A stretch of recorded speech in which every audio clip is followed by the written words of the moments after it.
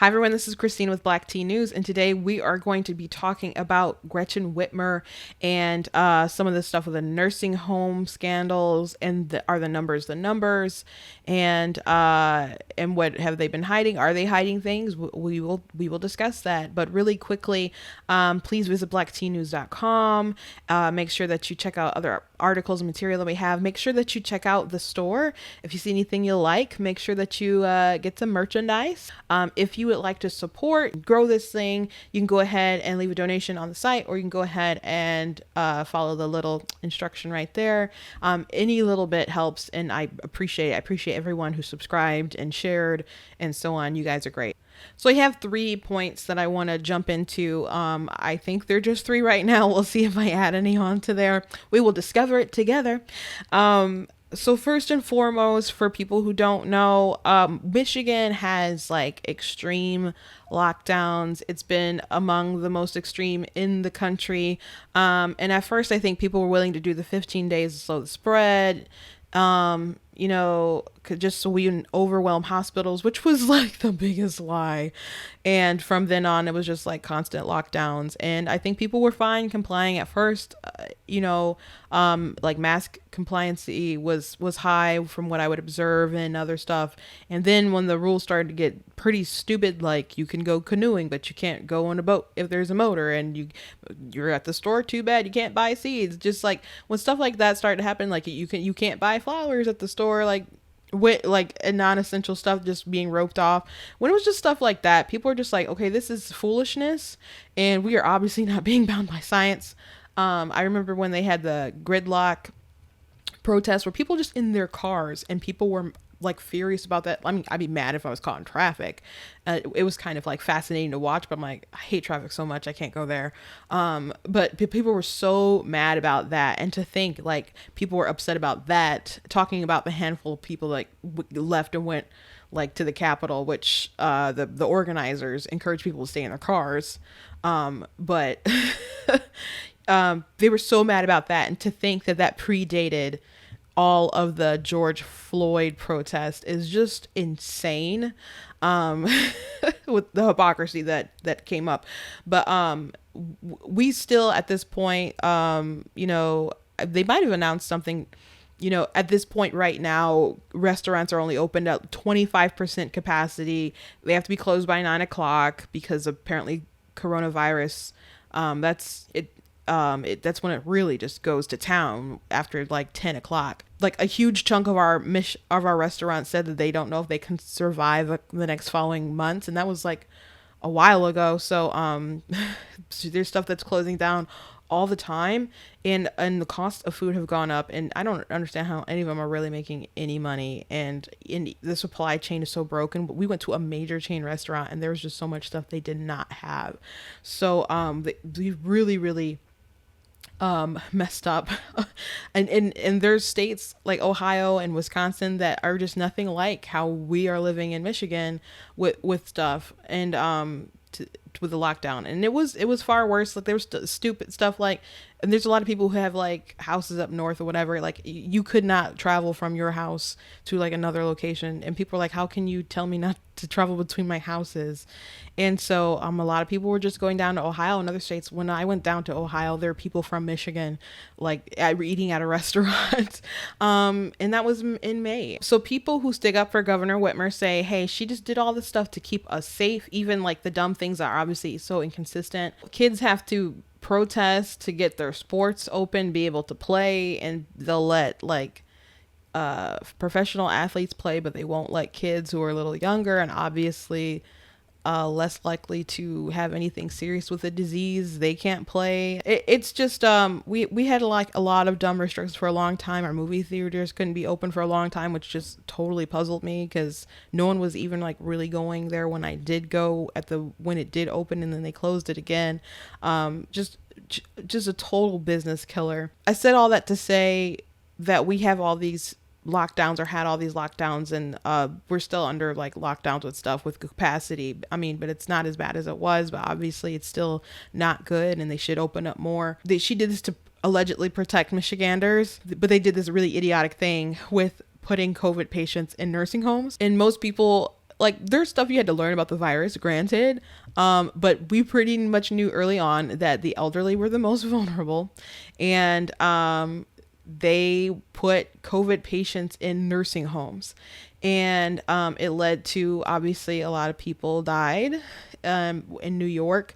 Andrew Cuomo, he's in hot water because of his policies, and not just because it was always a dumb policy, and people have to, like, I don't understand why other governors were like, that's a terrible thing, I'm not going to do that. I don't know why they decided what they decided, but it obviously was unwise, and that to say that we need to keep people safe, so therefore they cannot go to the movies. They cannot, at one point she banned an outdoor movie. I mean, just a bunch of crazy stuff. And her supporters are like, she's doing it to keep us safe. She just wants to keep us safe.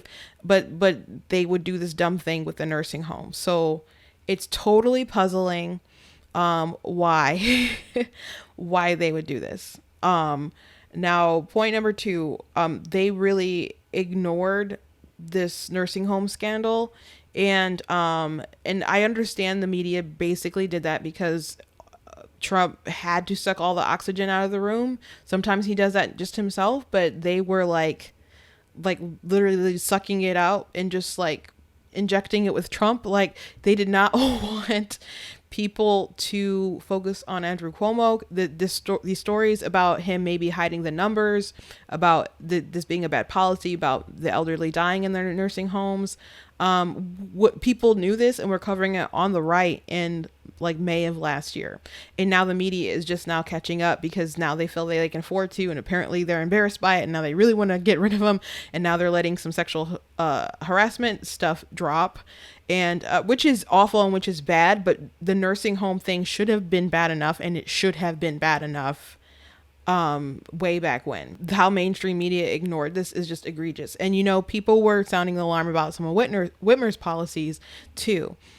So not only did they put, you know, people with COVID in nursing homes, it was incentivized that people got like $600 per bed, $2,000 per bed. It was something that, you know, Pete Lucido, who's a prosecutor now, but he was a state senator at the time when all this was really going down. And they tried to do a bill to stop them from being able to put people in nursing homes. And she vetoed that bill, and they rewrote another bill that, you know, addressed some of the concerns, because she was like, basically she was making the case that it's silly. The premise is silly that they can't somehow protect people in nursing homes.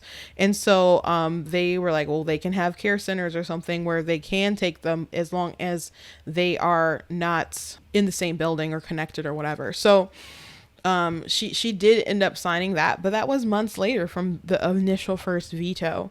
And some people believe for some reason that people who were sent to the nursing home, they were just going back home to where they live. That's not true. When I first saw this video about this kid who 20-year-old kid who beat a 75-year-old man, I didn't know what I was quite watching. And then actually I didn't know it was in Michigan from a nursing home. COVID, he was a COVID patient until like Steven Crowder brought it up. This was someone who had COVID, mental illness, I guess, issues too. He was someone who had, his father said he had autism and could hear voices in his head, and he said he should have never been in there, but he was in there. And he beat up this man, broke his ribs, broke his fingers, broke his jaw, and after the man stopped eating, he ended up dying.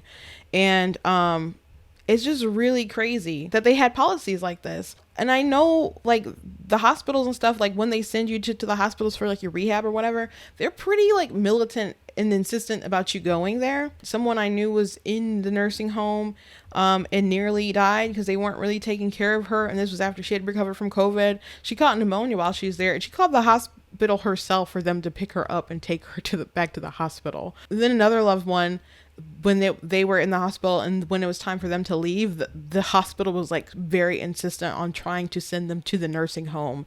And I understand them trying to send people to nursing homes if they don't have like someone to watch after them, but this was not even that case. And it was like fighting tooth and nail to make them not be able to do that. So I don't understand why they're so insistent, so militant about doing that. I don't know if it's the insurance or the hospital or the payments or what. I don't know what the deal is. But I wish that we would have more answers, and I wish that the media were more interested. Instead of holding for water for Gretchen Whitmer, that they actually did their jobs and really kind of tried to cover these numbers. But I understand. I mean, they wanted him to win Michigan, Biden, and Trump. They had to kind of make it look like the war with the women, because the war on women, Republican war on women, and they want him to look sexist and stuff, and so he can stand against this state run by 3 women and a black guy against Trump. And so they couldn't highlight any sort of failures on her part because they had to focus on how bad Trump was. And that was the thing. Especially with like national media attentions. I mean, so nursing homes made it pretty clear that they weren't ready when this all first went down to take people. I know people who worked in nursing homes who, when the people were just at first, eventually got a better handle on it. But at first, when people were being sent in there, they just had no handle on it. It was just spreading like a giant plague, and just one after another, people just dying, and it was just like totally wrecking them mentally, just to see all this death that they could not stop. And then when they started to hear numbers come out, they're just like, those are not accurate deaths. It's way higher than what they are reporting. And that's really point 3, is that there's just a lack of transparency with the Whitmer administration. So there have been people trying to make FOIA request after FOIA request, and it's getting denied or it's getting ignored. Right now there's a journalist who's a Pulitzer Prize winning journalist who is suing her and is willing to take it all the way to the Supreme Court in the Mackinac Center, which they raise a lot of money. I think they can be able to help them get there, which is good, because there's things that we need to know. Like when Steven Crowder came to do like a rally in Michigan, it was to empower the people to just do FOIA requests and to ask for information that we weren't quite getting. And his contention was that the senior death count isn't accurate. And so at the time, Detroit News was reporting that 34% of the deaths were from nursing homes, which is pretty much on trend with like surrounding states and like Wisconsin and other areas. But we apparently were counting, he was saying that they were counting not all the possible facilities that they could count, and that the number was actually it's probably way higher than what they were reporting. So we don't quite know all that information.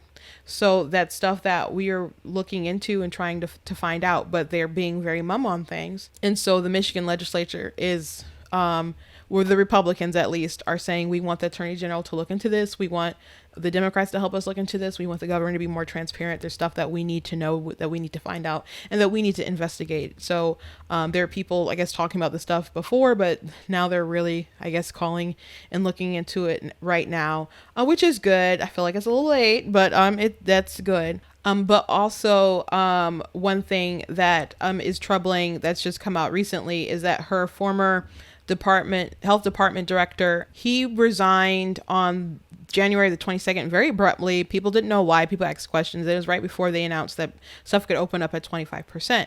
And so we don't know exactly why. And so come to find out, when he left, they did some kind of agreement where he get paid like $155,000 of our taxpayer money, mind you.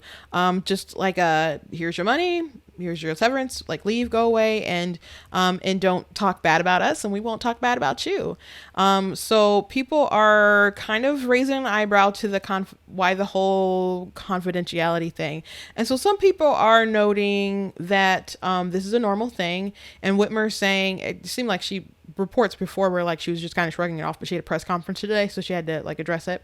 And so people claiming it's cash payouts, she doesn't really like that assertion at all. And she's like, people do this. People will pay, they come to that kind of agreement. That's what people do. And there are corporations, of course, that do this sort of thing. But the former chief of staff of the Snyder administration, he said he didn't recall them doing anything like that. Like when people would leave, like they get maybe their vacation hours, but he said that's basically what they were owed to. So he didn't recall them making any kind of agreement like that. Now maybe he's not telling the truth. I don't know, but that's what he's saying, that they don't really recall something like that in the Snyder administration. So I can totally see that for corporations and stuff, but in political campaigns and other stuff like that. But for a government job, we should have the right to request all sorts of information. And if we need him to answer questions about some of the conduct that happened and the decisions that they made and the data that they say they based stuff off of but didn't quite share with the classroom, I think it's important that we're available to ask those questions, and he should be available to answer them. So whatever agreement that Whitmer made with him and also his deputy, there's other people involved who have been paid out. They need to make some kind of like another agreement that they are allowed to freely talk and speak about these things. And in Michigan, and I've already pointed out that we had very strict lockdowns. It was proven. It was the decision of the Supreme Court that the rules that she was using to institute all these things were not legal. So she had to draw back on stuff, but then she didn't really have to, because instead they just started doing stuff via like through the health department. So yeah, we can't close your business because the governor said so, but now the health department is saying it's a risk, so we're going to pull your license if you keep operating. So they just changed tactics for how they would go after people, and when people didn't comply, like they would just like maliciously prosecute and attack people. Like there was the barber in Owasso, so he didn't want to stop cutting hair. He kept doing it. They went after him, and the local police, I believe, said that they weren't going to do anything. She wanted to get the state police involved. The judges got involved and said, no, you got to leave him alone. And they they just kept moving forward, and they're like, well, we're going to pull your license. So they got Laura involved, and they had to take him to court, and it ended up ruling in his favor. But it was just, we're supposed to have checks and balances, and the government did everything they could to not be checked and to be untamed. And that's how Whitmer ran this whole thing. She wouldn't work with the legislative body. She just wanted to run things on her way. And I understand when you're dealing with a pandemic, you want to be able to move things out as swiftly as possible. And I did a video in the past about how the Michigan Democrats, there was one was just like, well, what if she might need this power, because what if we can't meet? And it's like, thank you for telling me that you're irrelevant in a crisis. Like, why are you even here? Why are you even here? But Whitmer, the people wanted to work with her and get stuff done, and she just did not want to compromise on anything, and she wanted to do things her way. And I remember one time the Republicans sent out a letter that was like, well, we'll extend your powers this time, but next time we're gonna work together. And then she leaked it, and and it made her look bad, but I think they knew that that wasn't appropriate for them to do that, but maybe they realized that it made the Republicans look pretty weak sauce to their constituents. So in the long run, maybe they look tacky, but definitely the Republicans look spineless, and that wasn't cool to their constituents. So Whitmer knows definitely how to play a better game than a lot of these people, but she has done a lot of really not great things for the state. And like I said, people have gone to bat for her because they believe that she's been doing things for their best interest, trying to keep people safe. And even when I would press some people, they'd be like, well, what is she supposed to do? And I'd be like, well, here's this. Or she could not have done this. And but some people just feel like she, it's an impossible situation. She's doing the best that she can, but things that they've done have just been plainly bad. And there's no reason why you had to send sick people back to, like, it was a space thing. There's some hospitals that had to close down because they weren't like seeing enough people, or because they couldn't do like surgeries, elective surgeries and stuff like that. There's places that were like Cobo Hall, which is TCF Center now, like they built up like hospitals there. And I don't know if they ended up doing it in Novi or they were planning to do it, but it was just a big waste of money, just like it was in New York when they sent that ship there, and they just treated a few people and it sailed back home. Like, they didn't want to utilize those sources. They would have rather just put people in the nursing homes and stuff. And I don't I don't understand why they couldn't move things around to, like, maybe it was a little cold or damp or something. Like, I don't know, but you could have done what you could have done to keep people the most safe. So at the end of the day, there were some egregious errors made, and right now we are being left in the dark about how bad things were, and just own up to it. You know, Cuomo made some really bad choices, but to cover it up, to threaten his colleagues, and and the fact that you don't want to give accurate data, especially in Cuomo's case, because what would happen is they wouldn't count numbers of people who were sick and then went to the hospital and died. You'd have to actually die in the nursing home to be counted as a nursing home death. So they're, I think they're like half off with their estimates. And so it's bad that it happened, but it's even worse that during a pandemic, you're hiding information that people need to make proper assessments, and you're cutting like the estimations off by half. That's a pretty big deal. So he's done a bad thing. He's getting reamed now. But Whitmer, I think people still have a lot of hopes for her and her future and what she can do. And I don't know if they're going to go as hard on her as they need to. But they need to go hard on her, and Dana Nissel needs to like look into things. And if she's not, we need to hold them all accountable. At the very least, be transparent with the American people, with Michiganders, so they can know whether you really were doing things in their best interest, and what did you know and when did you know it, and why are you trying to hide it. So that's a little bit about what's going on right now, and we'll keep, looking at the story and update you later. But make sure that you're going to blacktnews.com, looking at the content there, that you're sharing these things. I appreciate you guys. Go check out the store. Maybe you'll find something that you really like. And also, if you would like to support what I'm doing here, you can go ahead and donate as well. You can go to the website, or you can type in that link right there. Appreciate you guys for listening, for joining me. I thank you for taking the time to listen, and I will be back next time.